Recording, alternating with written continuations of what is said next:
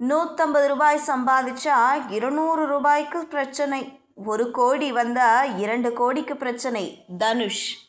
வணக்கம் செய்தி புனல் நேயர்களே. கோலிவுட் நட்சத்திரம் தனுஷ் ஏற்கனவே தெலுங்கில் சார் படத்தில் நடித்து வெற்றி பெற்றுள்ளார். இப்போது குபேரா படத்தில் நடித்துள்ளார். நாகார்ஜுனா முக்கிய வேடத்தில் நடித்துள்ள இந்த படத்தில் ராஷ்மிகா மந்தனா கதாநாயகியாக நடித்துள்ளார். சேகர் கமுலா இயக்கியுள்ள இந்த படத்தை ஆச்சியன் சுனில் நாரங், ராம் மோகன் ராவ் ஆகியோர் இணைந்து தயாரித்துள்ளனர். இந்த படம் இந்த மாதம் 20ஆம் தேதி வெளியாக உள்ளது. இதையொட்டி ஞாயிற்றுக்கிழமை மாலை ஹைதராபாத்தில் குபேரா படத்தின் முன்னோட்ட வெளியீட்டு விழா நடைபெற்றது.